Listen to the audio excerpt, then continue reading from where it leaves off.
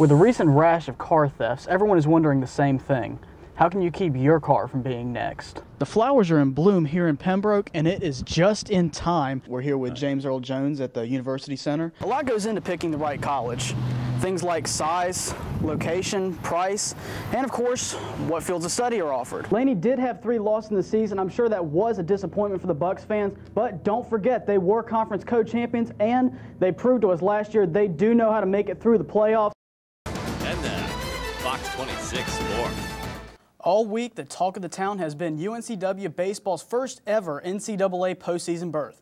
Tonight, the rubber hit the road as the Hawks finally took to the field against Tulane University down in Baton Rouge. Let's go ahead and check out the highlights right now. Just came hot off the press, top of the third. Tulane's Johnny Kaplan. That ball is not coming back. Home run for him. That puts Tulane up 1-0. Coming up, same inning, we got Brian Bogusevic into right. Michael Aubrey's going to score. That makes it 2-0 Tulane. Right now, this game is tied at 3 in the bottom of the 7th inning. Swing out now to Laney High School, taking on Ashley, round 3 of the 4A state playoffs. Top of the 5th, no score for Ashley Wheeler. Tiffany Farthing's going to try and score. She is out. Still no score going into the bottom of the 5th, but 2 on. Heather Joy, base hit left field. 1 run comes around to score. Here comes the other one. It's 2-0 Bucks. Top of the 7th now, 2 out, 2 on. Full count. This is the season right here. Caitlin Fullwood. That ball is crushed out into left field. That knocks in 2. That makes it 3-2 Ashley. They go on to win. They will be going to the Final Four in Raleigh. For 10 years, they were teammates and golf buddies with the Atlanta Braves, but tonight they faced off against each other for the first time since 1992. Maddox and the Red Hot Braves versus Glavin and the Ice Cold Mets. 2 teams squaring off in New York. Take me out to Shea Stadium now. Top of the first, Gary Sheffield. No respect for the old teammate. His 14th home run, that is long gone. He's been waiting to face Glavin. Glavin, not too happy. Maddox getting a little bit of help here, facing Ray Sanchez. Off Roberto Alomar. That is an out. Right now, this score is 5-2 in the 8th. Maddox old team, Chicago, taking on Houston this afternoon. And the big news, Sosa back in the lineup for the Cubs, but he was rusty. 0 for 4 at the plate, 3 Ks today. Second inning, Morgan Ensberg for the Astros.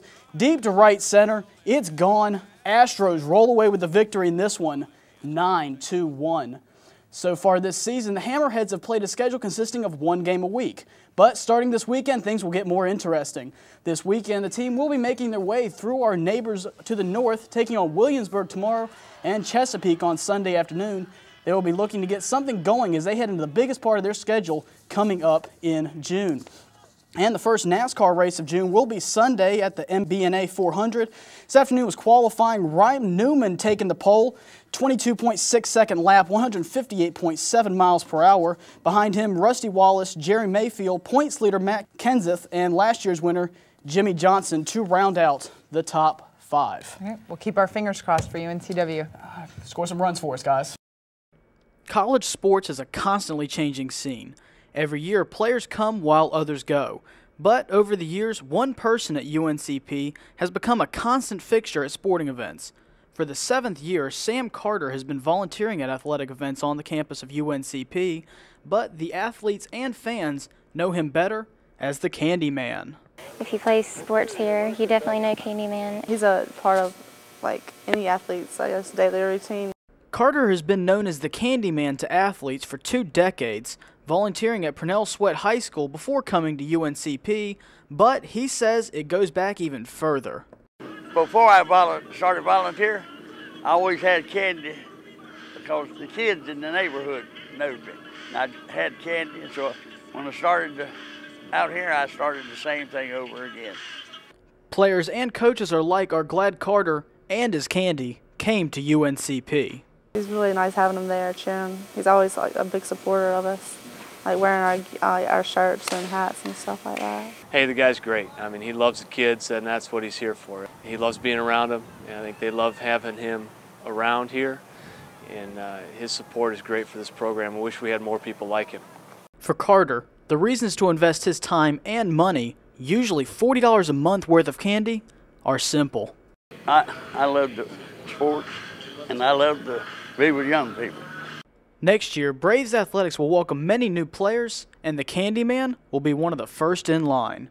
Brian Sasser, WNCP Sports. The final and most deadly of these disparities among American Indians is diabetes, which can lead to heart disease. It's the leading cause of death among Native American population in this country. Dr. Joseph Bell sees the problem as well and explains it is not only a national concern, but also a problem here in Robeson County. Statistics show that we probably have 3 or 4 times the state average for diabetes in adults. UNCP nursing professor Cherry Beasley agreed with Bell and pointed out what may be a reason behind this disparity. Obesity is a primary risk factor for a lot of chronic diseases.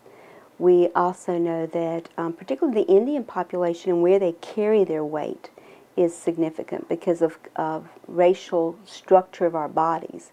We tend to carry our weight from our shoulders to our hips, and that is probably where it puts the most pressure on the internal organs. Over 100,000 American Indians have diabetes, a quarter of them living in the southeastern United States.